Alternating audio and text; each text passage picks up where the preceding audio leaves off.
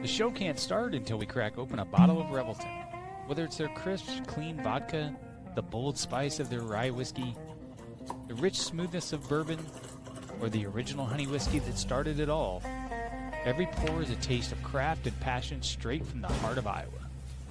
So pour yourself a drink, settle in, and get ready to relax, laugh, and enjoy the show.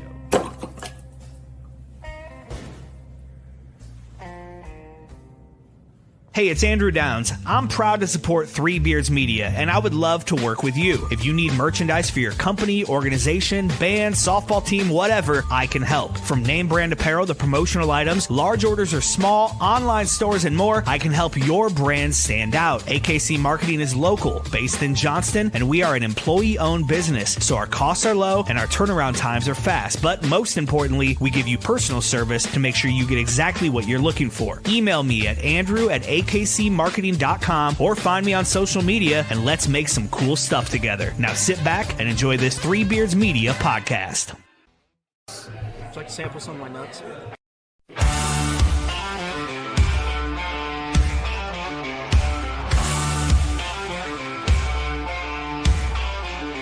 You can lift your weights, you can run your miles, but you ain't got what's been earned through trials. It ain't in the gym, ain't in the youth, it's in busted knuckles and hard-lived truth. Back's been sore since 99, but I still stack wood and I still outgrind. Call me slow, call me old, but I got hands that could bend pure gold. Ain't about muscle, ain't about speed, it's about the fire when the time calls to lead. You can talk real tough, you can flex real wide, but when it's time to dig in, boys, step aside. Old man strength, built to last, years of work, no need for class. Ain't no quit, ain't no doubt, you don't know tough till you've been worn out.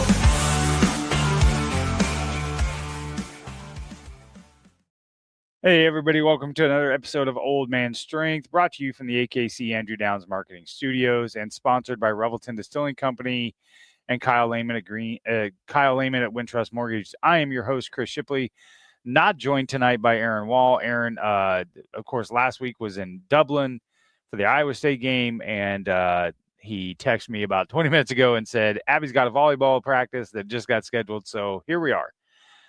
Solo tonight, but I do have an amazing guest, and I'm super excited to talk to this gentleman. I've seen some of his posts for the last few years as a Cyclone fan. He was formerly the head of the Dallas-Fort Worth Alumni Association. So if you're a Cyclone fan, I'm sure you know our guest tonight. And man, what a weekend for Cyclone fans. We had an unbelievable, it's probably the best home opening game I've seen in Jack Trice. I can't remember the last time that we were throwing the ball all over the place in the middle of the third quarter and still trying to run the score up. It's a nice little feeling. And then, I'm excited to talk a little bit about my epic day Saturday at the RV Village and things like that. So with that, nobody's ever turning in to listen to me or Aaron. They're always here for our guests. So as I said, I'm super excited to bring on our guest tonight. He is a well-known Cyclone fan. Travels all over to all kinds of different sites. I think the first time I met him was at the Vegas game against UNLV in person. Our guest tonight, Barry Peterson. Barry, thank you so much for coming on Old Man Strength. Hey, how's it going, Chris? It's going Happy great. to be here. Yeah, super excited to talk to you tonight, especially after, as I said, probably one of the best opening games I've seen in Jack Trice. Like I looked at my wife and I said, I can't remember the last time we were in a home opener the week before Iowa, and we are not concerned about what we're showing here. We're throwing the ball all over the place in the middle of the third quarter, up by 4 touchdowns. Yeah, it was. I think everybody was a little shocked by that because we're so used to Matt keeping everything close to his cards tight, and it was fun to watch. Just from the first play on, just with the bomb and just goes from there, and it just kind of, they scored on that first drive, and then we just shut them down. So it was a pretty fantastic. When Flora ran that kickoff back and ran out of bounds, unfortunately, but we all thought he'd scored a touchdown. I looked at my friends and I was like, what is going on? Like we kicked a 63-yard field goal and we just ran a touchdown back on a kickoff. What world do we live in? So yeah, special teams. So, where were we 3 years ago on that? Yeah, no kidding. Yeah, no doubt whatsoever. Quite an evolution. Right. Well, Barry, we'll get into the Cyclone Florida, but as we always do here on Old Man Strength, when we start the show and bring on a guest, we tell the story that this show started with me and a former co-host. We always talked about our dads and the influence that we had on our dads, that our dads had on us. So let's start there. Let's talk a little bit about where you grew up and where are you from. All right. So as luck would have it, I'm actually at my dad's house right now as we're speaking. So I'm spending I live in Dallas, and so I decided to spend the week here instead of driving all the way back. I'll spend the week here so I can go to Cyhawk next week. So I am in my dad's basement. This is all the stuff behind me is his memorabilia, Cubs stuff, Bears. I'm not a Bears fan. I'm a Cubs fan, but he's got a lot of stuff on the wall. Some of it I've gave him, but he's upstairs probably watching Cubs highlights from today after their win. But my dad, I grew up in Geneseo, Illinois, right across the river near Moline, about 20, right on Interstate 80, home of, used to be, everybody knew it because of the deck truck stop and also the Cellar restaurant. And then high school football is Geneseo's big thing. It always used to be, it's not as much now, but that was our thing growing up. My dad was a construction worker. He worked, it's, funny, we were just talking about this a few minutes ago when we were having a little dinner. He worked in the summers, so he didn't get to go to a lot of our ball games. He didn't get to take us fishing and camping and all the things that, most dads would do on the weekends because he was making money. He'd work 6-7 days a week in the summer. You have to make hay when the sun's shining, and because he was concrete construction. So doing highways and stuff like that. So growing up, he was not around as much as we would have liked, but he when he could come, he came. And my uncle, who happens to also be in town this weekend, we visited with him. He's kind of was our surrogate summer dad, and he would take us fishing and camping. And I learned to water ski behind his bass boat down in Lake Shelbyville in central Illinois. We caught, crappie by the truckload and white bass and stripers and the whole, and some of my fondest memories. He introduced me to George Carlin when I was 14 years old, yeah. So we have so many great memories from that. So I was, my dad was a great role model, but hard work, things like that. I developed a lot of responsibility from him, and as I've gotten older, I've learned to appreciate that even more. We've had our ups and downs like any father and son, but since as an adult, he's been a tremendous resource, and he's getting up there. So it's I know there's a clock, and when eventually he's not there, there's going to be a giant gap. So. Yeah, I can sympathize with that a little bit. My dad worked construction. He actually hung sheetrock for years, and did it on his own and things like that. Didn't work. He would remodel. He'd have an ad in a paper, and he'd go work on people's houses, right, and remodels and things like that. And yeah, same thing. A lot of sports that Dad couldn't make it to. I couldn't think of a practice that Dad ever took me to. You know what I mean? It was either Mom dropping me off, or I got a ride from the coach, or whatever else. I rode the bike.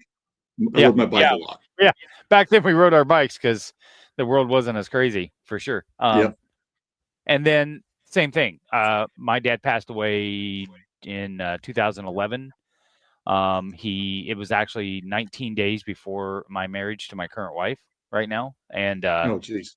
And I can remember we were I remember my dad always used to say when he was at when he went to his father's funeral, how he wished he would have listened to him more. And I remember thinking, oh my God, like, come on, seriously. Like, and I remember I was trying to repair something in the house here one time, and I was channeling what I like to call my inner Melvin by dropping a bunch of cuss words and things like that. And I remember just going and sitting down on the couch, and I sat there, and Stacy goes, "What's the matter?" And I go, "This is one of those times I wish I could call my dad. Yeah. Like, I don't know how to do this, and he would know how to do it, and I should have listened to him more. Like, I should have Been Yeah. when he was working on stuff instead of being in the house or whatever, I should have been out there with him, learning how to do it. Yeah. And I think about that a lot when I work on anything. I grab a tool or something like that, I instantly would be like, I wish I would have watched my dad more. You know what I mean? Yeah. Um, I'm thinking about the times I grabbed the wrong tool. oh yeah, yeah. Or my problem is my dad would say, "Go get the hammer. It's on the workbench on the right hand side." Well, that was the only place I looked. I didn't bother to look anywhere else, because that's where he said it was. And then, Yep. after about 10 minutes, he's storming in the house. Yep. Jesus I Christ, get God it. forbid you learn, you look around and you actually look for it. I go, well, I was looking for where you said it was. Yeah. So, Absolutely. yeah, for sure. It sounds very familiar. Yeah, well, I think it's that I think it's just that generation that they grew up with, right? To be honest with you. But Yeah. yeah, hard work for sure. So, what what lessons did your dad teach you that have kind of helped you as you've gotten older with that work ethic? The lessons are, do the job, do it right, do it once. The whole measure twice, cut once. Um, be Have integrity. Integrity is huge. Something I really hang my hat on for myself is, to you're only as good as your word. And if I tell you I'm going to do something, I'm going to do. I can't always promise I can follow through, but I'm going to do everything within my power to follow through. Right. Um, like I said, do whatever you do, go all in. Don't half-ass it. I wasn't a good athlete when I was a kid. It wasn't that. My brother was. That wasn't me. I was kind of the smart kid. Um, I didn't get to make my dad proud in those ways, and that was a big deal to him. And I felt that, that there was something, that there was a hole there. I was the kid, in the outfield in baseball, kind of just staring off into space. It wasn't. I just didn't have an aptitude for it. I thought when I learned basketball, when I played little league basketball, I thought the press was a mechanical device. When what the hell is a full court press? It's a mechanical. I'm looking around for it. We're going to do the press. And that sounds crazy because And don't want to ask because you don't want to look dumb.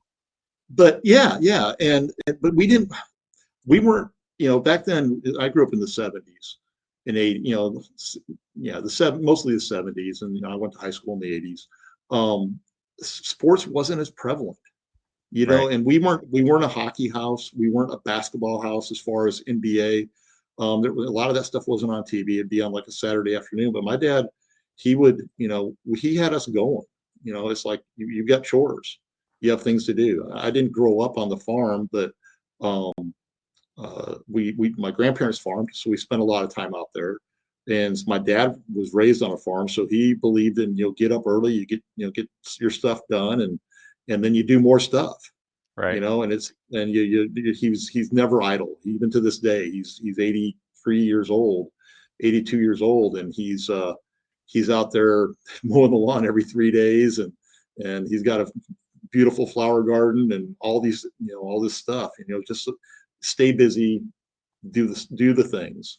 Mm-hmm. Those are the kinds of things I learned from him. I learned a lot of things from all my family members. My grandfather was a farmer. He was a huge influence in my life, and we lost him too early. But man, the little pearls of wisdom that he dropped along the way, just phenomenal stuff. He was one of those still waters run deep type guys. He didn't say a lot, but when he spoke, you tended to listen because it was usually worth listening to. There wasn't a lot of idle chatter with him. He was, if he said something, it's like, oh, Grandpa's talking. Shut up. Yeah.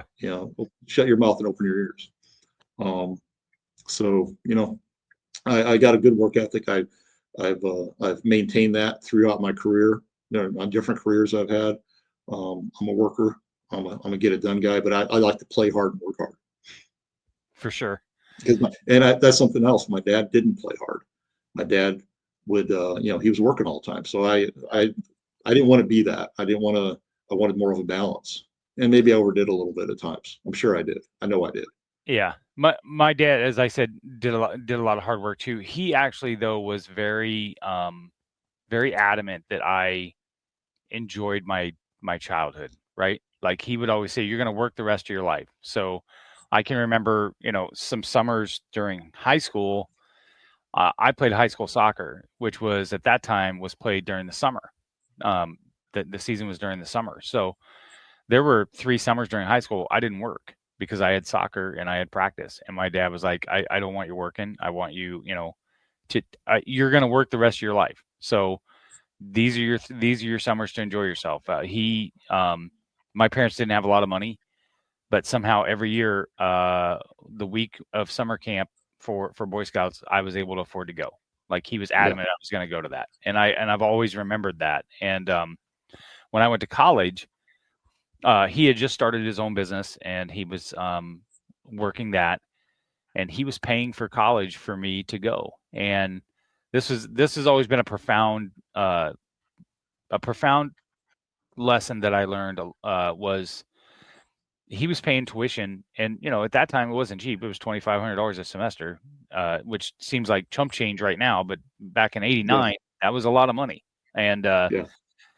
and I, full disclosure, didn't do what I should have done. I partied too much and didn't go to class, and I remember after 3 semesters, they sent me home. I got removed Wow. for academic probation, and I remember going home and just like sick to my stomach, like what he's gonna lose his mind. And we sat at the kitchen table, and he just looked at me and he said, "I always thought it would be me that would disappoint you, and not me, and not you the other way around." In other words, I always thought I was going to get to a point where I wasn't going to be able to pay the bill, and I was going to disappoint you. And I was like, "Oh, like Jesus, that's the worst thing you could have said to me." You know what I mean? Yeah. And I just remember thinking, I'm never, ever, ever going to take that for granted, and I'm never going to borrow another dime from him. Like, not that he wouldn't have gave it to me, No. but he worked his ass off for 3 semesters, and I blew it. Like, Yep. who does that? You know what I mean? I did it. Yeah. I did the same thing. I went to JUCO for a year. I went to Iowa State for a year. I learned how to party at Iowa State, learned how to have a really good time, kind of came into myself a little bit. And then after my 3rd semester at Iowa State, I was told very, very eloquently by my faculty advisor, "Barry," and this is a quote, "Barry, it's time to get the fuck out of Dodge." So I took a semester off, went home, got a little bit of humble pie, worked in a slaughterhouse for a few months, worked some different jobs, and I came back in the fall. Worked at Merle Hay Mall part time. Was a part time student. Got my residency, so I wouldn't have to pay out of state tuition. I got a bunch of student loans, and I paid the rest of my way because he wasn't going to pay for any more, and I got it. I get it now. I totally get it. Yep.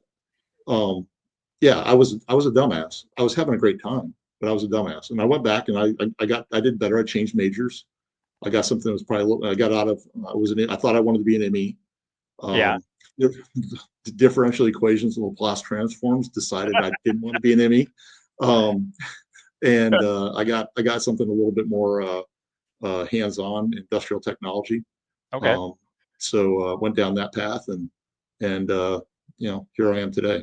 Boy, it's crazy how some people's stories are kind of similar. I left. I was getting a business major, and I remember my dad telling me when he left, he goes, "Okay, well, when you go get that business degree, you can show me how to run business, and I'll show you how to make money." That was his quote. So, so I got removed for there. I remember I called him once because I knew I was in trouble. I knew my grades were in trouble, and I took this leisure studies class, which was full of football players, by the way. It was full of football players. Of course it was.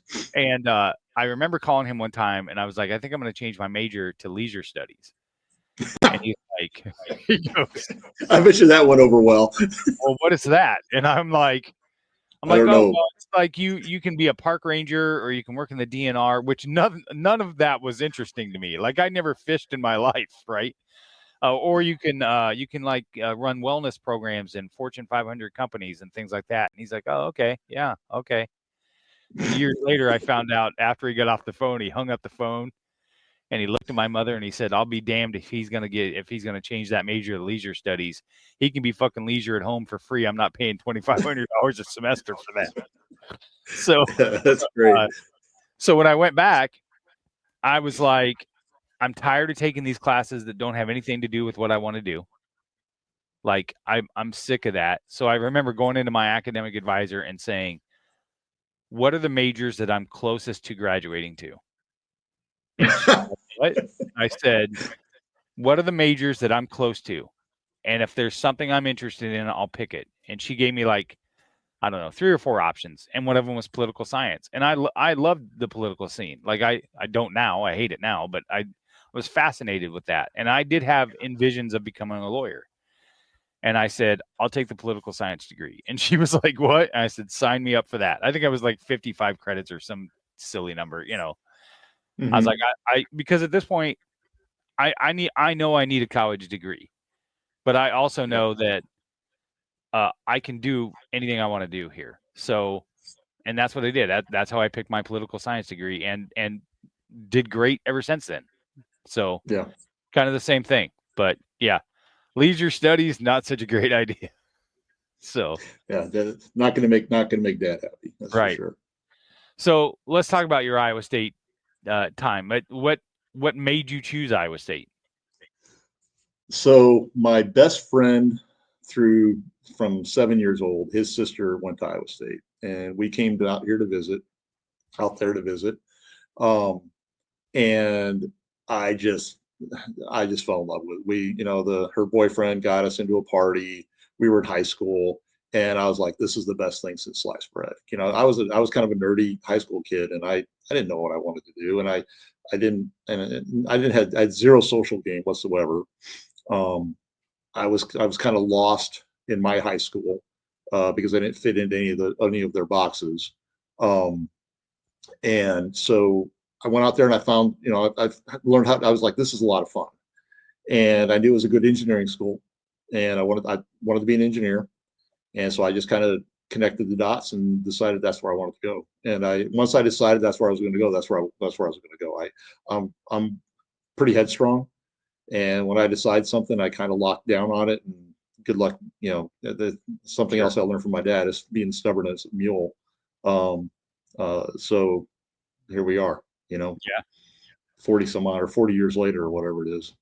So I always ask this question because it fascinates me that I moved my daughter in 2018 to Helzer Hall. And I can vividly remember moving her in, but I do not for the life of me remember the first day that I moved into college. I couldn't tell you if my mom and dad were there. I don't remember a thing about it. Do you remember your move-in day at Iowa State? I do vaguely. It was odd because I was in a triple out at the Towers, and I was supposed to have 2 roommates. Yeah, out at the Towers. Which And tower? I was in Wallace, Okay. Hartman Hall. I was in that. 6th floor. Yeah, 6th floor Hartman.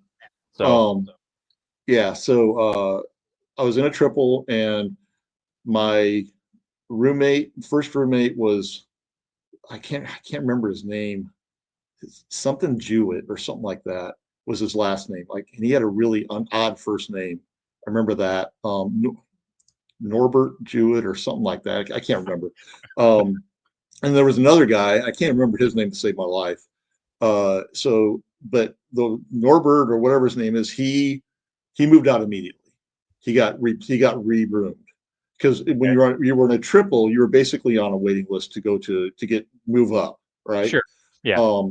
And then the other guy, he moved out, and I ended up with a totally different guy than I initially thought I was going to have, or somebody I'd never met before. Yeah.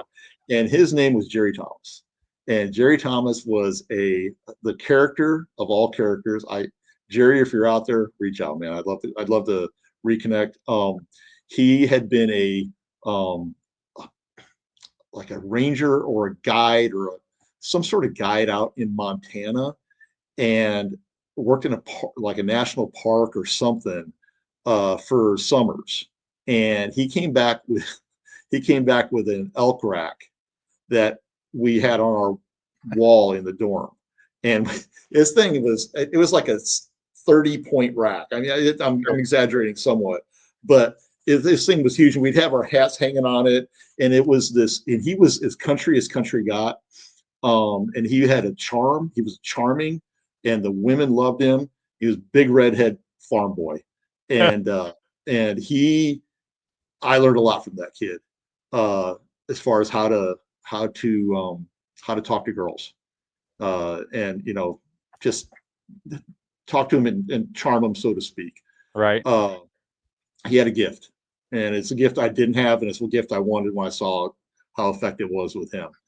Um, so, but as far as the move-in, because I'm digressing a little bit, as far No, as the move-in goes, I don't remember. Because Dad wouldn't have been around. I think Grandma and Grandpa might have drove me up, or I might have just drove myself up and moved myself in, because my dad, we had like a conversion van. And I yeah. probably loaded that up with a bunch of crap and moved in myself. But honestly, I don't remember. See, I think you might be right, because I do not remember at all my move in. I mean, I racked my brain that day trying to remember when I was moving Caitlin in. I couldn't remember one detail of it, and I Yeah, do I remember remember moving out. I remember yes, I remember yeah, leaving Ames. yeah, 5, 6, 7 years later. yeah, right. I know. Seriously. Yeah, you and I had some extended. What's Yeah. that line? Most people go to school for 8 years, but they call them doctors, right? Yeah, yeah. Well, I Yeah. was I went to JUCO for 1 year, or community college, I guess, at Blackhawk in Moline, East Moline, Okay. and Yeah, I know where that's at. yeah, and then I was I dropped out for a semester, and I took a year part time. So by the time it was done, I was there for 6.5 years. But Yeah. like I said, one of those semesters was blank because there was no school. Yep. I didn't get a ton of. I didn't get. Let's face it, I didn't get a ton of credits my first 3 semesters in Ames, because my grades weren't good enough. And then I went part time. So it worked out in the end. And I was in no rush to leave Ames. I was having a blast. I Right. was. I was ready to move on when it was time. But man, I loved Ames. I loved my time there. I was having the time of. I had the best made the best friends you could possibly have. People I still hang out with today. It's my people that I love dearly. They're dear to my heart. I talk to them all the time, and that's the most important people in my life.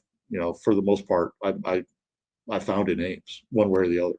Yeah, that's one thing I'm so envious of people like you, and when I talk to Keith Schrage, and I talk to my wife, and she still is friends with her roommates and the people that she went to college with, and even on Twitter sometimes I will hear people talk about their friends that they had met, and the iconic places they'd go and have dinner or have drinks or whatever, and I just kind of missed out on all that. I after I left and got readmitted back in, I decided Ames probably wasn't a good place for me because I made bad choices. So I lived in Ankeny. I met my first wife at the time, who I was dating at the time. We moved into an apartment in Ankeny, and I drove back and forth every day. So I didn't have roommates. I didn't have people I hung out with after class. I didn't go to the bars and things like that.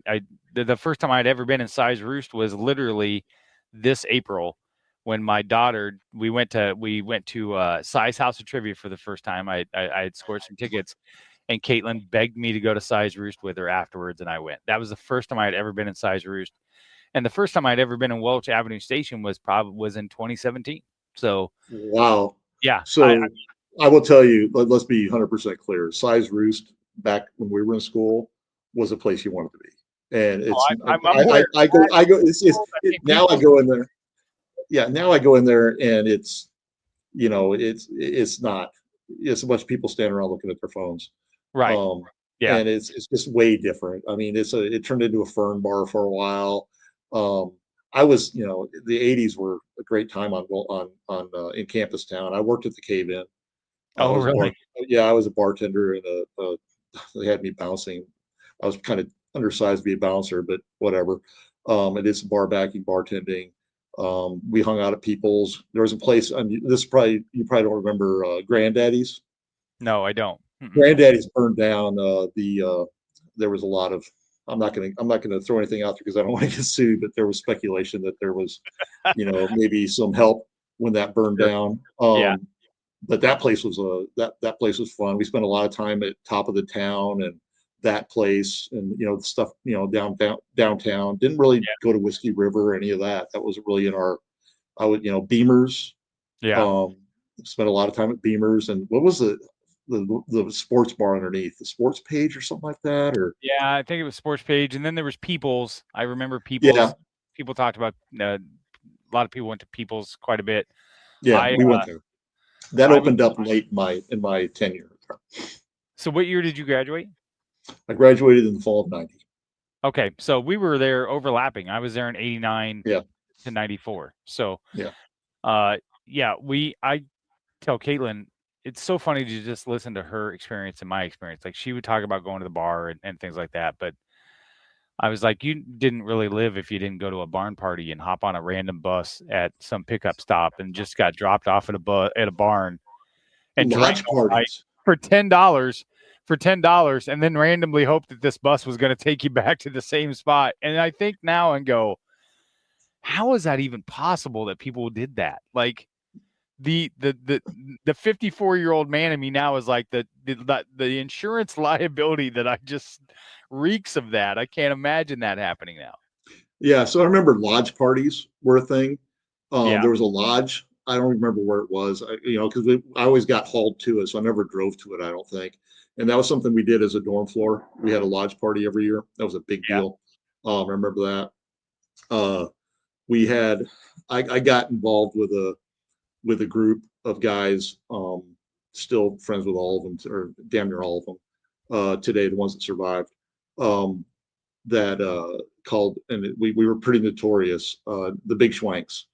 And it was we were a party group, and we had a van I owned the van. I had the title to the van. It was a van. It was an old 7840 Econoline panel van, and I had painted it. We had painted it with a roller and traffic paint. So it was traffic yellow, and then we had spray painted the rims and the bumpers and the roof, and then we had across the side we had painted stenciled across in red spray paint the Big Schwanks, and it was all the way across the side on one side, and the other side was the Cyclone logo, the tornado logo from that era. Mm-hmm. And we would haul that thing down. We would either drive it, tow it, push it. We would get that down to the tailgate every Saturday, one way or the other. And we would have, well, since you didn't go to Size Reach, you don't know who Scott Stanglin was. He was the DJ there. Okay. He would come out and DJ our tailgate. And he had big speakers and the whole 9 yards. And we'd have, we were the tailgate to be at that was not Greek related. Yeah. Some of those guys had hot tubs and stuff like that. But we'd have 200, 300, 400 people at our tailgate and dancing in a circle. And we'd be doing, the alligator dance or all these different dances, YMCA, and Stang would be DJing, and we'd be on top of the van leading the dance and, trying to not break our necks. I got some stories, man. I got some stories. Just a complete different era, man. I'd like. Oh yeah, the things we did. They don't get it. We took over like what is now B3. Yeah. I think that area was all students. That whole north end of the parking lots was all students, and we would take over like probably 50 or 60 spots with just our tailgate, and you could do that back in because there was nobody going to the games. There was we tailgated my freshman year, right where the south end zone is, and the south parking lots. That was student grass. That was grass. And I remember kind of the same deal. I think our one of our guys had like a VW Bug or van of some sort or whatever, and we would cash in every week's pop cans and beer cans, and that would go towards the pony keg or the party ball. You should be able to buy those party balls. That I know. I remember. And they'd be inside the van, and then everybody else would have an empty soda can, and we just reach in there and fill that and then walk around with a soda can. So because that's when campus kind of went dry because the drinking age went up. So I was before the drinking age. We were grandfathered in, and so you were you were an amateur, we were professionals. What we would do is we would load we would load the van full of kegs from the keg shop. Yeah. And remember, I know you don't remember this because they couldn't have been doing it when you were there because not enough people were drinking. They had a frequent keg buyer program. When you bought 20 kegs, you got one free. No shit. Oh my gosh. Yeah, you had a punch card.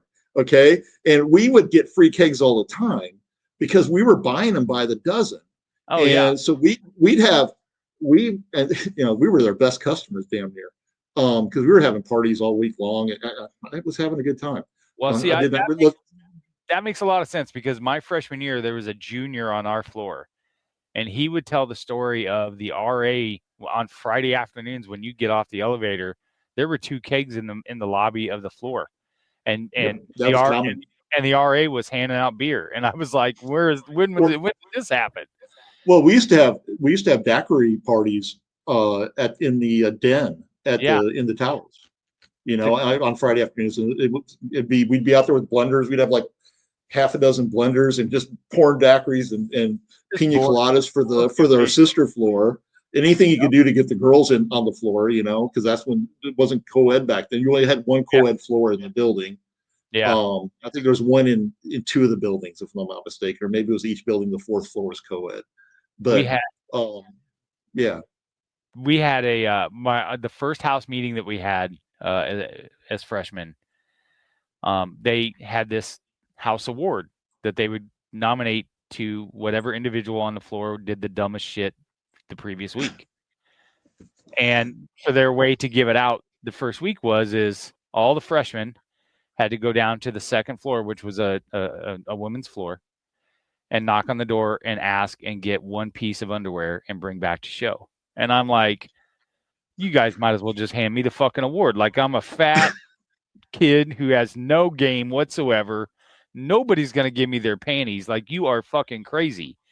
And I just remember going down there and knocking on the door of this random door. And this girl opened the door, and all I said was, you don't know me, but I need a pair of your panties. And she looked at her roommate and goes, should we give him some good stuff? And she's like, yeah, give him some good stuff. And I think I went up with like a matching pair of prawn panties. But that's how they gave out the house award the first time. Again, no way would they ever do that now. No, you got sympathy panties. How cool is that, though? Right, yeah, right. I know, if I could only bottle that.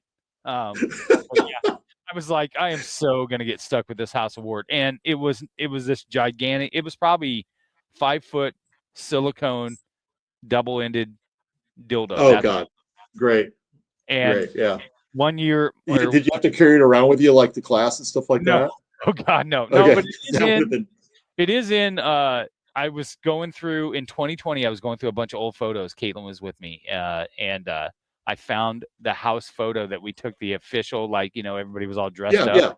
And then the next one, they let us be silly. And sure enough, this guy got this thing hanging over his shoulder, and I had forgot about it. And Caitlin goes, what the fuck is that? And I was like, oh, that's the house award.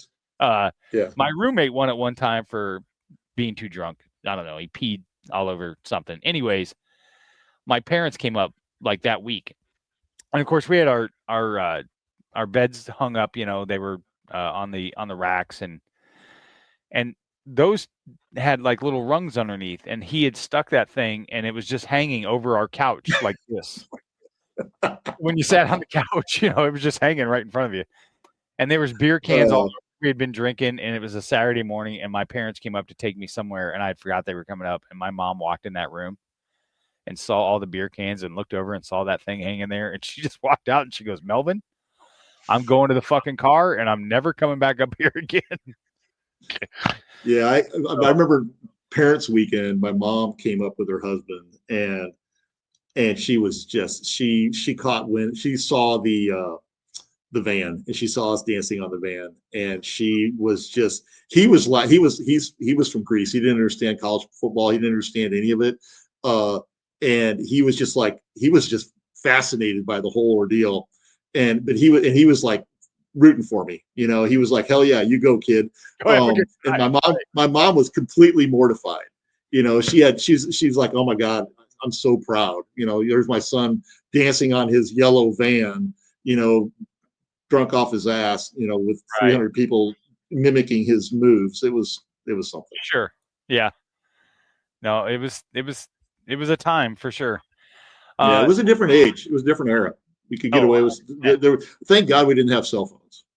well, yeah. I told that Caitlin one time too. I was like, listen, you make mistakes same as I did. The only difference is 50,000 people can't see it within 30 seconds. Like Yeah, you're fine. So, yeah.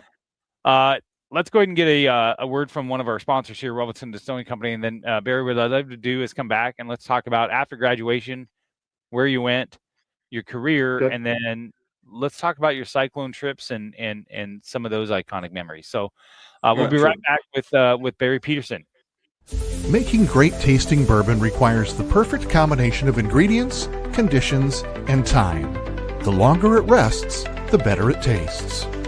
Revelton Distillery's new single barrel bourbon is made from 80% corn, sourced 100% from Iowa farmers. And unlike mass-produced bourbons, each barrel of Revelton's single barrel bourbon is unique, proofed on when it tastes best. As they like to say, it'll be ready when it's ready. And to ensure the highest standards of quality and flavor, owners Rob and Christy Taylor oversee the production and bottling. Every single barrel. Iowa born, Iowa aged, Iowa bottled. Try the new single barrel bourbon from Iowa's own Revelton Distillery. ReveltonDistillery.com.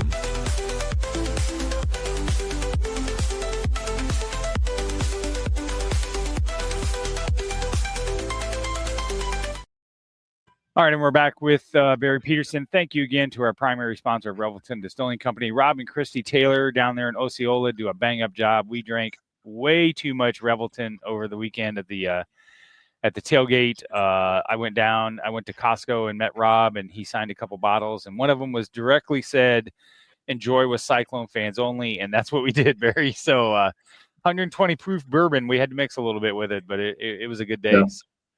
Excellent. Yeah, so you graduate from Iowa State. Eventually. Right, yes. Well, we all did. So what was next for Barry? So I had visited Texas, Austin specifically, when I was in middle school. I think it was when it was 7th, 8th grade, something like that. And I fell in love with. We had relatives down there, and I fell in love with Austin. And I made once again, making a decision and sticking and following through. A month after I graduated, 6 weeks, something like that, I was in Austin. I had packed my car. I didn't have a dime to my name. I had a credit card to buy gas. I was in a 78 Ford Fairlane, or Ford Fairmont, not a Fairmont, nothing as cool as a Fairlane, and drove to Austin with my car packed full of crap and stayed with my cousins until I found a job. Started the job at a box company doing quality control. And that didn't last very long. We had a lot of philosophical differences, and I was just dumb. But I had started bartending because I had bartended at Ames. And so I'd started bartending to make some money until I could find a job. And so I stuck with that, and I bartended there for a couple of years. At a country bar. We played both kinds of music, country and Western. So did that for a couple of years, and then I ended up getting one of my customers actually had a construction company building cell phone towers, and he was looking for somebody to take his burden and make it theirs, and kind of do all the heavy lifting, running the company. And I didn't know what the hell I was doing, but he for some reason he thought maybe I was that guy. So I came in and he kind of showed me the ropes, and over the course of time kind of taught me everything I needed to know to be successful. And I did that, building cell phone towers, radio towers. We did everything. And I did that for about 8 years, I guess, 7 or 8 years. Became very good. It's something I was very good at, something I enjoyed. I'd been in Austin then at that point for 10 years, and things had just kind of run their course. I wasn't making as much money as I felt I should for the amount of effort I was putting in. I was underpaid, I was overworked, and I'd had a bad relationship, and it was time to make a break. So I loved Austin. Austin didn't love me at that point, so it was time for me to break up with Austin. So I had an opportunity through one of my previous customer contacts, to move to get a job in Dallas, also in telecom, building switching centers and overseeing that nationally. That was going to be more of a traveling type job. So I packed up and I moved on to Dallas, to McKinney, which is north of Dallas, which is where I still live. And I did that for a while, and then I did some back and forth. Did a little bit back and forth between a couple different jobs. That company ended up going bankrupt. I moved up another level to a different company. Kind of went back and forth, and then I ended up back at the company who had bought the other company, the bankrupt company, out of bankruptcy. And okay. I had some friends there, and I'd gone through some stuff, and it was time for another change. So I went and started working for that company at that time, and was doing network engineering, which is kind of boring, but it was a really great stair step to move into a sales engineering role, which is a lot. You're commissioned, you can make some money doing that, and this was for a CLEC at the time, which is a competitive local exchange carrier. So all this is in telecom. This is landline. Then we got bought by a large company with a red check mark. I'm not going to say the name, but you can connect the dots. And that's where I work today. And I've had a few different roles there, but most recently I'm what they call an overlay. I'm kind of a sales engineer, salesperson, and I wear a lot of different hats. I'm kind of like a jack of all trades who runs RFPs through the system from soup to nuts. Okay. And I do that. So it's something I'm pretty good at, something I do well at, and yeah, it's a good fit for me, because I'm dealing with fiber again. Okay. And dealing with cell towers again. It's a little different way of approaching them. I'm providing dark fiber to our competitors on a lease basis to light up their cell phone towers for 5G. Sure. So that's the easiest way I can do it to make it understandable. I could get really technical, but nobody wants to. So that's all right. So yeah, I find people's career arcs fascinating, because one of the themes that I've found is, it's not always where you think you're going to be, right? You left college, you probably not thought that that's the industry you're going to be in or whatever, but somebody at some point gave you a chance. Yep. Right? That's what I always find fascinating. I have a friend of mine, Dave Campbell, who did radio for years here, and he tells the story. He left radio and fell into an editing job and ran and edited a magazine and was a full editor for the majority of his career, right? But somebody gave him a chance. And I remember we've talked a lot tonight about how things are so much different in the past than what they are now. And I just feel like stories like yours, stories like Dave's, just don't happen very often anymore, because people don't look at people as people anymore. They just see a resume and what you've done before and go, nope, but he's not qualified, and move on. You know what I mean? Yeah. And it's just fascinating to me that if that was today, you probably wouldn't have that job. No, definitely not. I was every job I've ever had was due to a connection, due to a network. I haven't interviewed for a job since I haven't had an actual real interview for a job since probably 2003. And because every job I've had since then basically has been somebody I knew interviewing me.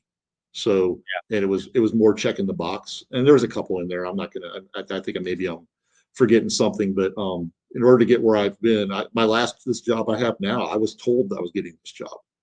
I was voluntold. I got a phone call on January 2nd of 2018 from my current director saying, "Hey, we've got this position. here's what it entails. And he's explaining it to me, and I'm listening. I'm like, that sounds right up my alley. I definitely want to put my hat in the ring on this one. I'm definitely going to put my resume in. And he starts wrapping up the call. He's like, so this will be effective immediately. and then I'm like, I'm in shock. And he said, well, Barry, it's not all bad news. And I'm thinking, there hasn't been any bad news yet, but okay. Right. Sure. And he said, yeah, it comes with a raise and a bonus. And I'm like, or a raise and a promotion. I'm sorry, a raise and a promotion. And I'm like, I've just fallen into chocolate pudding, Right.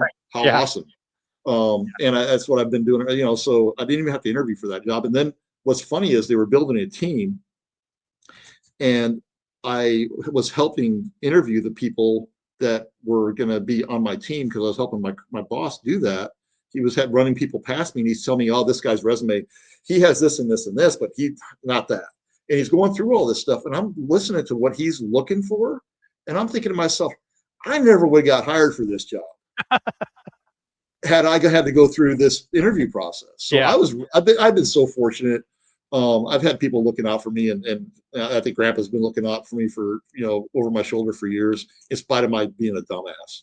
Yeah. I certainly didn't deserve it, but I've been really fortunate, and I've had a lot of great people in my life to, kind of help me succeed in spite of myself.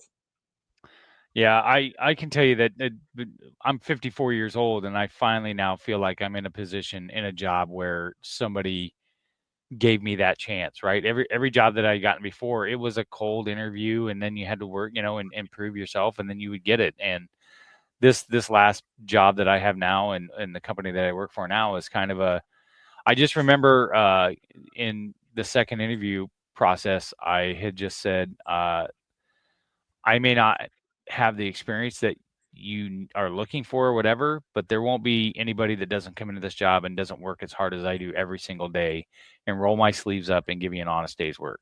And I Yeah. think that guy needed to hear that. You know what I mean? I think that's what sold him on it. Yeah. So it's just the theme of tonight's episode sounds like it's just a different era. You know what I mean? Yeah, it is. So It is, but I think some of the same stuff can be, some of the stuff we learn can be applied. It's just got to be applied differently. And I think what the part of the problem is young people today, young men specifically, it's a tough time to be a young man right now.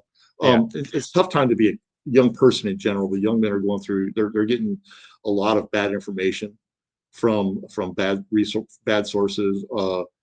There's this whole manosphere thing out there that is really, it's just crazy to me. And then there are challenges that didn't exist when we were kids, but I think the basics are still apply.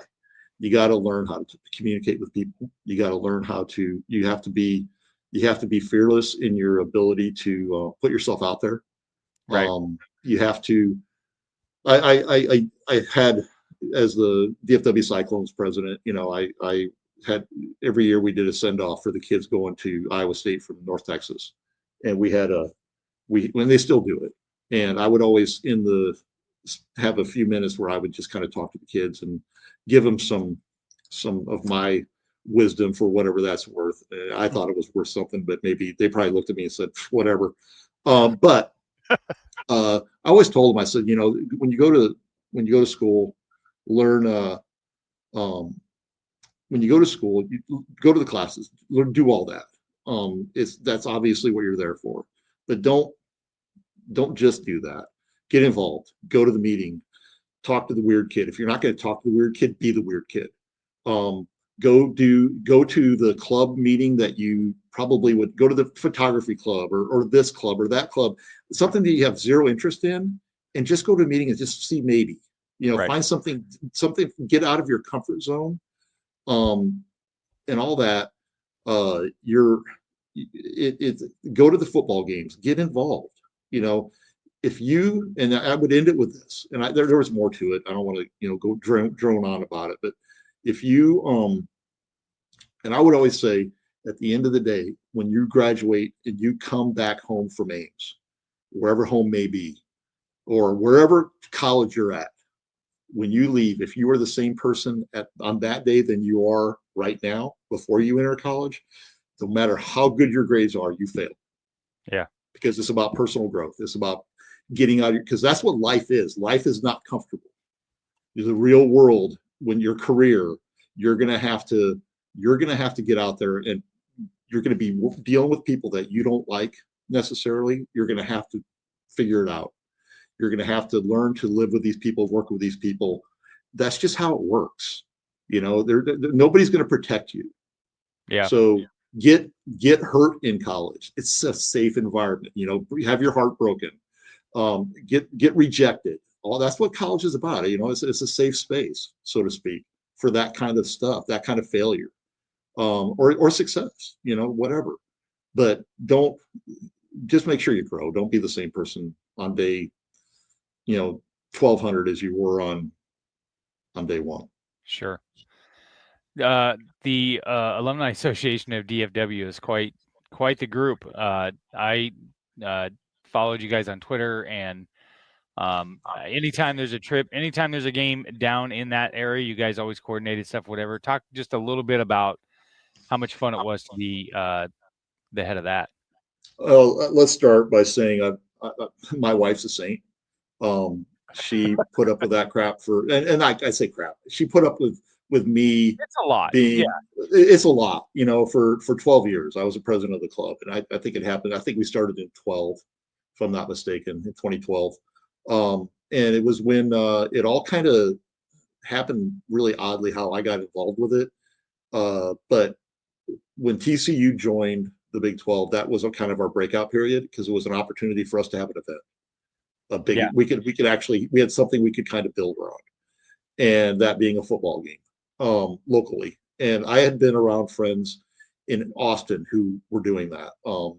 JC Hoyt, Matt Borgstrand had really kind of got the Austin group off the ground to where they were doing really cool tailgates and stuff like that I had been involved with, really close friends of mine. And I saw what they had done, and I wanted to emulate that. And I thought we could do it on a grand scale in Dallas. And so I just kind of I had a job that allowed me to spend time data mining cyclones in the DFW area and surrounding areas. And I would just started building a newsletter mailing list.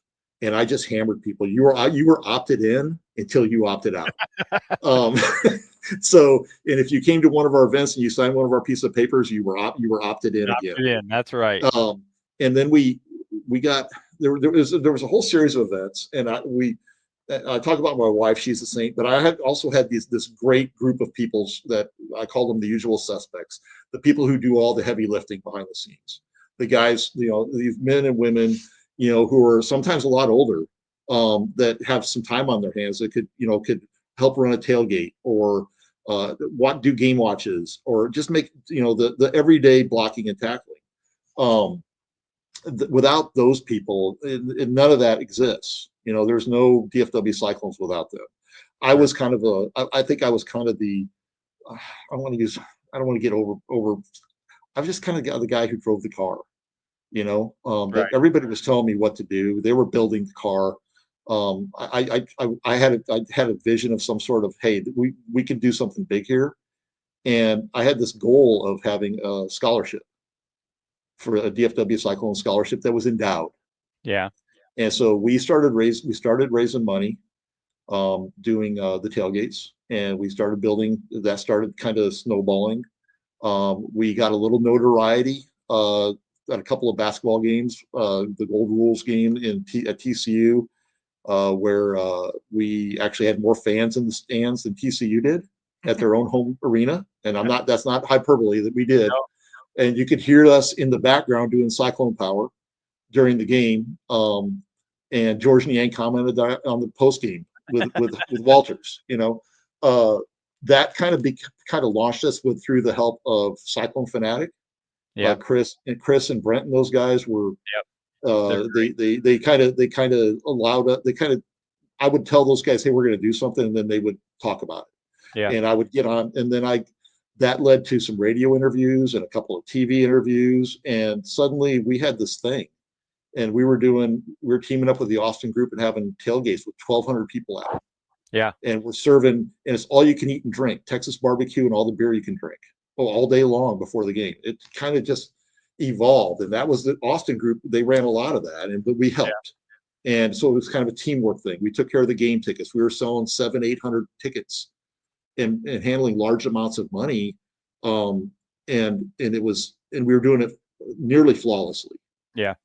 You don't know, the people don't know what's screwing up because they don't know what it's supposed to look like. So if they don't know what it's supposed to look like, they don't know what's wrong. I will tell you that the one thing amazing about Cyclone fans is man, they come in droves and they support, and if something catches their eye, it's on fire. I can remember before the Vegas game, I was teasing around and I had put a shirt design out that just said Visha Las Vegas, kind of like Viva Las Vegas. I love it. And I had printed. I never saw that. I ordered one T-shirt from Rush Order Tees. It cost me like $40, and I took a picture of it and put it on Twitter, and I got probably 15 DMs within 5 minutes saying, "Hey, where'd you get that shirt?" And I was like, "Well, I'd made it." I was like, I can order them, but in order to get it to a decent price, I got to sell at least 50 of them. So I put that out on Twitter, and I sold 75 of those shirts. So then the head of the Alumni Association in Las Vegas messages me. Yeah, I know her. I saw that Visha Las Vegas shirt. Do you think you could redesign the Fabulous Las Vegas sign into a shirt, but change it to Fabulous Cy Vegas? And I was like, well, I work in marketing. I do graphic design. I'm like, that takes me 2 seconds. Hold on, and send it to her. And she's like, can you make those? Because I could probably get you some orders. So I gave her the link, and I can't tell you how many of those I sold. It paid for at least my wife's plane ticket to Vegas for our trip. I didn't want to make a bunch on it, but I'm going through all the work. I'm going to make something. Yeah. And that just kind of took off, and I was like, and it was crazy walking around Vegas, and I was like, holy shit, there's my shirt. That guy's wearing my shirt. Yeah, that's a good feeling. It just all of a sudden a spark, and then something goes on. I mean, it's the same thing with the ambulance. People stop by at RV Village, said hi, got their picture taken, whatever else, and I've had quite a few people reach out to me and say, hey, well, I knew Saturday night when the ambulance broke down and the transmission went out, I told my wife, I said, I mean, it's going to cost us, but I guarantee you I'll put a tweet out and somebody knows somebody that can help us get it fixed, and whatever. And sure enough, within 5 minutes, I had a bunch of DMs, and I had Keith Stragi got me connected with a guy, and I think we're going to be able to get it fixed. But it's just that kind of stuff. Like, they take care of each other. You know what I mean? It's super cool. So just the whole, all the tailgates we did and everything else, the amount of people that I've met and I've befriended, I always said the best worst paying job I ever had was being the DFW Cyclones president. I loved it. I've made so many friends as a result of it. I've made so many connections as a result of it. I know you as a result of it, as well as a variety of other people. I could list a who's who of people that I have their numbers in my phone. Yeah. And you'd be like, holy crap, you have his number? You have their number? Wow, that's cool. I've been so fortunate to be able to be at basketball practices. I've done different things as a result of this connection. And it's opened a lot of doors. It's fun. And the worst thing on my worst day, I have to hang out with Cyclone fans. How horrible is that? Right. The best fans in the country, as far as I'm concerned. It's just the most just good people. You don't find we have our assholes. They're out there. Oh yeah. But they are so dwarfed and so shadowed. Yeah. In the shadows of all the great people. And our fan base is loaded with great people. A perfect example of that is this last weekend. I was thinking about this. Friday evening, I got an email from the athletic department because I had a public grass lot. That's what I park in. And it basically said, gave the rules and things like that. And it said in there, we do not allow short buses, box trucks, RVs, etc. And I was like, what does etc. mean? I have an ambulance. I'm not sure, now I'm getting nervous. What if I drive all the way up there and they say, sorry, not this year. We're not going to let you in here. So I emailed Jamie Pollard. And I was, very polite. I was like, hey, I'm just confused. Like, I'm not asking for anything special. I'm not asking for anything out of the ordinary. I just need a clarification here. And I know you probably don't have the answer, but you've always answered my emails before. And he does it. And he does it in the number of minutes you can count on two hands. Yes. Within 30 minutes, I had an email back from him. And he was like, I understand your concern. As far as I know, nothing's changed from the previous years, but here's the gentleman that runs the parking. I've copied him in, and hopefully he can give you some clarification. Yeah. That gentleman, Blair, emailed me 20 minutes after that and clarified and said, listen, I think you're going to be good. We're not out there with measuring sticks and whatever else. We just want to make sure people aren't driving in there and big stuff. And so I think you're good. But to alleviate your concern, here's a free RV Village pass. Enjoy the weekend and go Cyclones. And I told my wife, I said, no way Alabama, Iowa, like there's no way they would do that. No. You know what I mean? Like that's the Cyclone family. And that's the unpublished stuff, that the administration sometimes gets a bad rap for this or that. We can talk about beer sales and all that crap. We could have a conversation about that. I could argue both sides of it, honestly.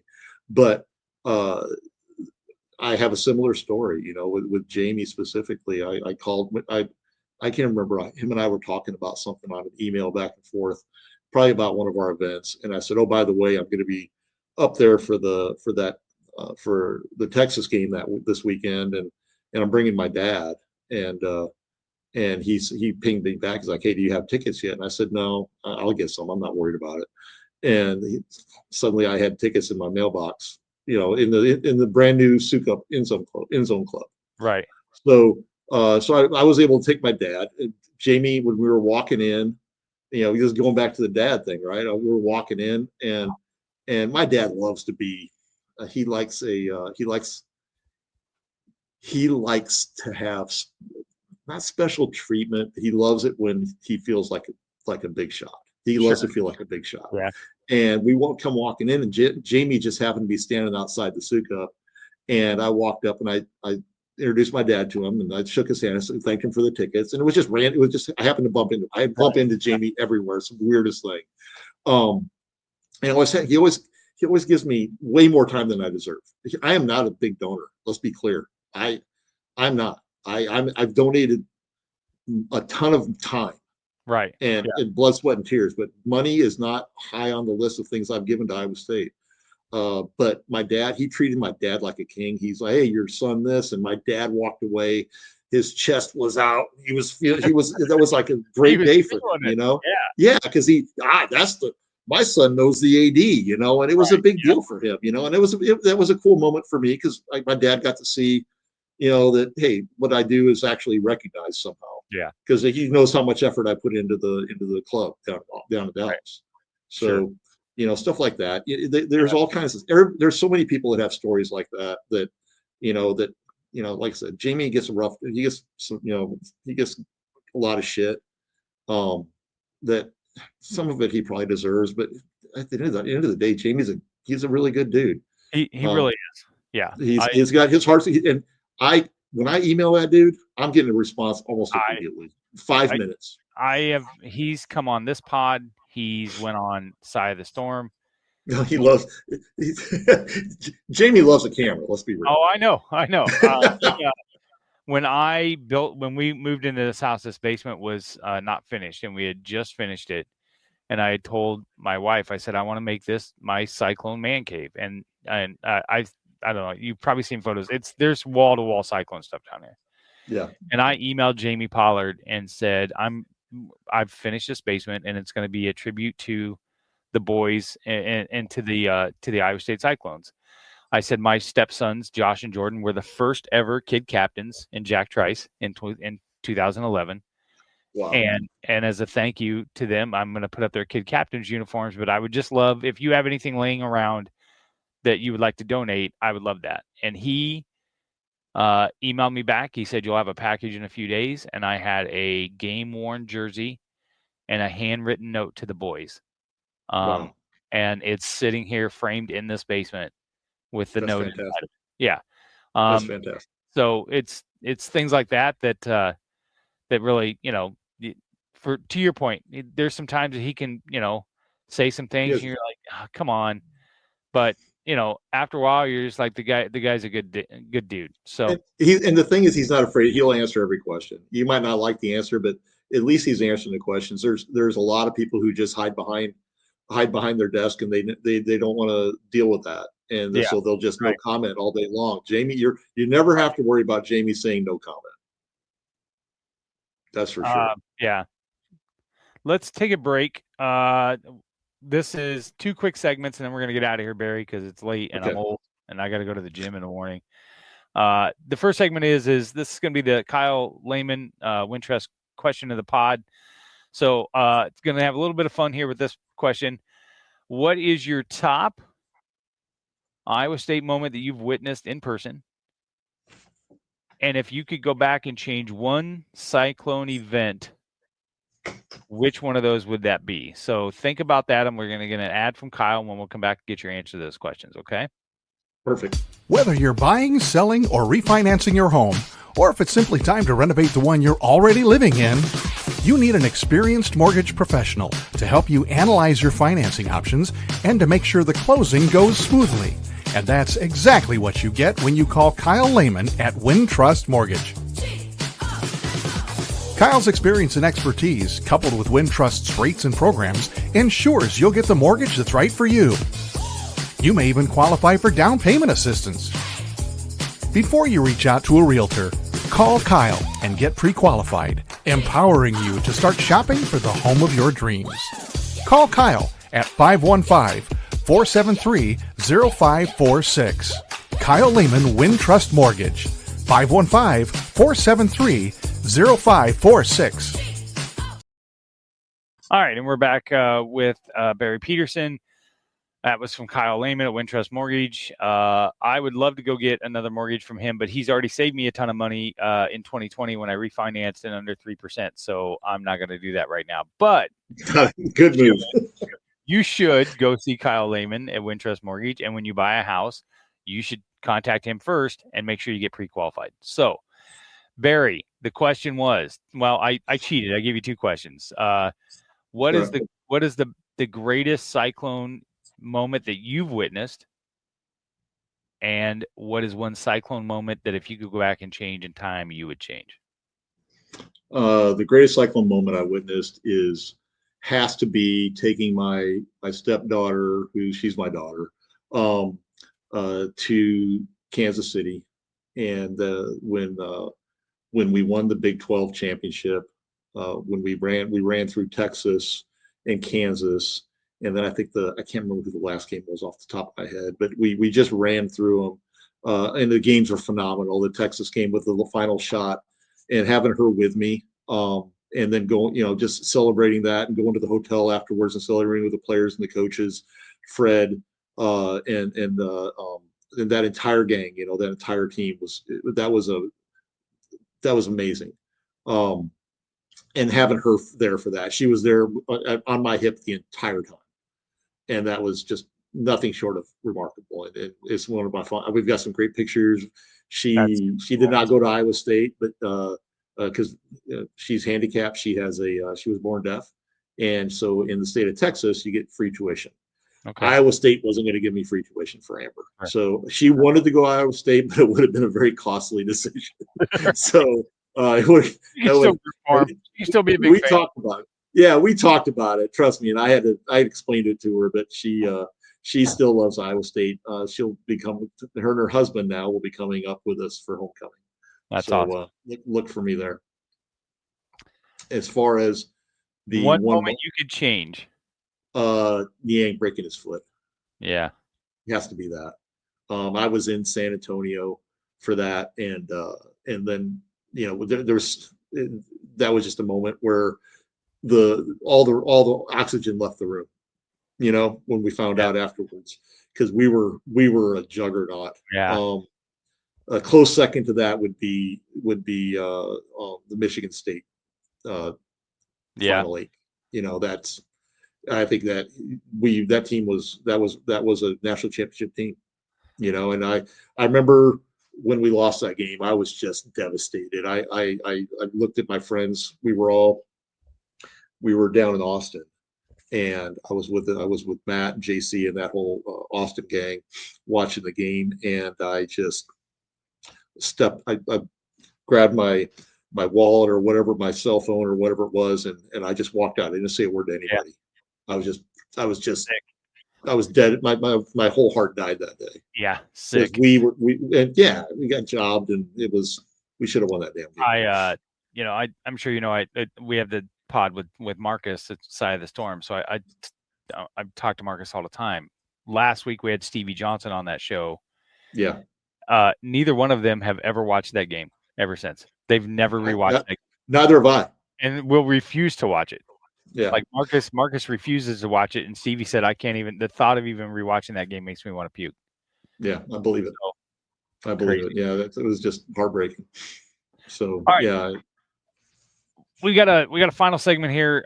This is Three Beards Media.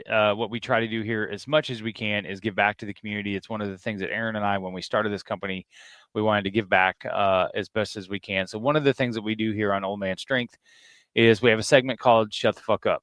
And what this segment is inspired by Steph Copley, who was once famously on the pod and told my co-host Tim to shut the fuck up so that she could get her point across because he kept interrupting her. And we thought it was so funny. We thought we would make it a segment, but in a different way. We're going to invite you to the listeners to donate to the Young Women's Resource Center, which is a cause that's very near and dear to Steph. So we're going to play an ad here and get words from Steph about the Young Women's Resource Center and how you can donate. And then, Barry, when we come back, I have to shut the fuck up, and you're allowed to say whatever you want without any kind of interruption, and nothing is off limits. So let's get a word from Steph, and then we'll be back with Barry's STFU moment. Hey everybody, it's Steph Copley, the woman behind the STFU segment on the Old Man Strength podcast. When I told the guys I wanted to sponsor this segment, they recommended that I make a charitable donation instead, so that's what I did. I chose the Young Women's Resource Center in Des Moines, Iowa. They're a nonprofit that supports, educates, and advocates for girls and young women ages 10 to 24. Their whole goal is to make sure that these young women become strong, self-confident, and successful. And if you know me at all, you know that aligns with my goals as well.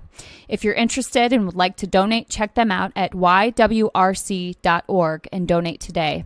And remember, don't forget to STFU and listen every once in a while. Thanks. All right. Be sure to donate to the Young Women's Resource Center. Also, keep an eye out on our socials. We're going to launch another campaign to help give kids at Oak Park Elementary School in Des Moines brand new toothbrushes and toiletries and personal hygiene products. It's a campaign that we did last year, so we're going to reenact that. So keep an eye on socials on how you can help Oak Park Elementary. All right, Barry, this is your moment. I will STF you, and you have the floor. First of all, I see that my good friend and Iowa State Hall of Famer Andrew Parker is watching live. So I want to give a big shout out to Andrew. He's a legend. He lives down in the Houston area. Him and I have become very good friends, and I'm glad to see him. So, hey, Andrew.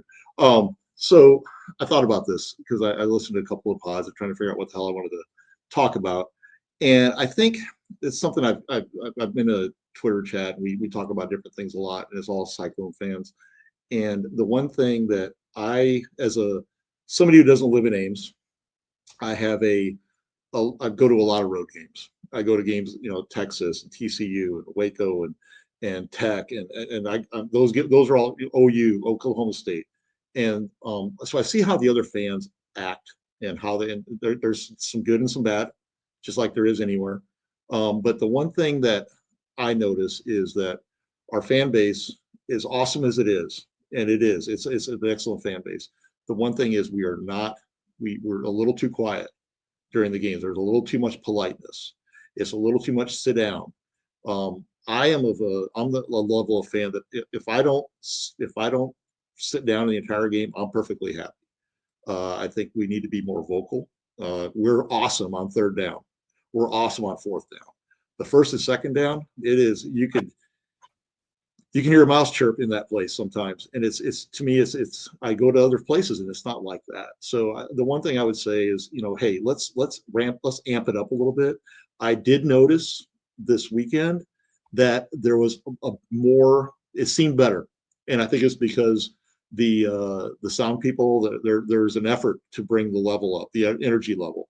I think what happens is a lot of times during the timeouts, people just kind of lose that energy, and then it takes them a while to get ramped up. So I did see what I would consider to be an improvement, but I think there's, as a fan base, we could, man, let's just bring it all the time.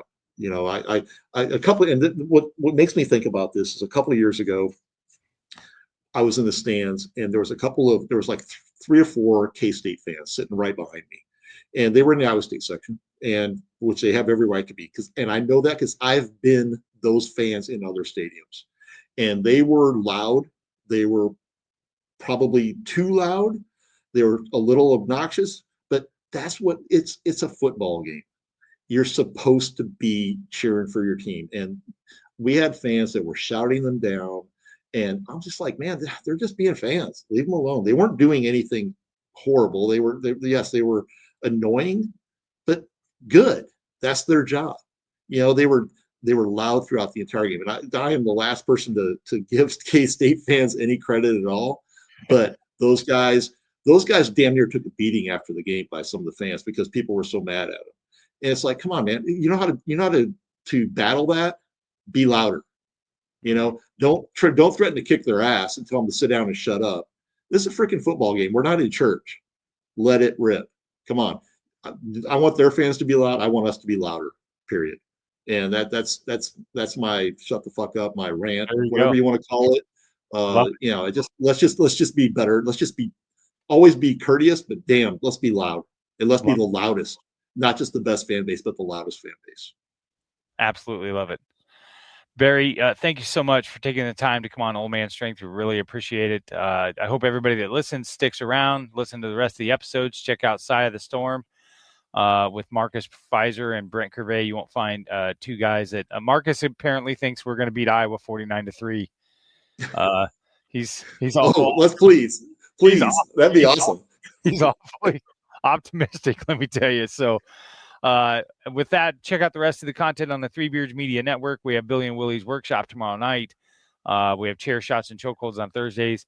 Barry, Hawkeye fans have money too, so we do have a Hawkeye View show. The guys on there are pretty okay. So and then of course, like father, like daughter, and the rest. So check out the rest of us on Three Beards Media. Go get your Revelton for the Cy-Hawk game this week. And with that, we are out of here.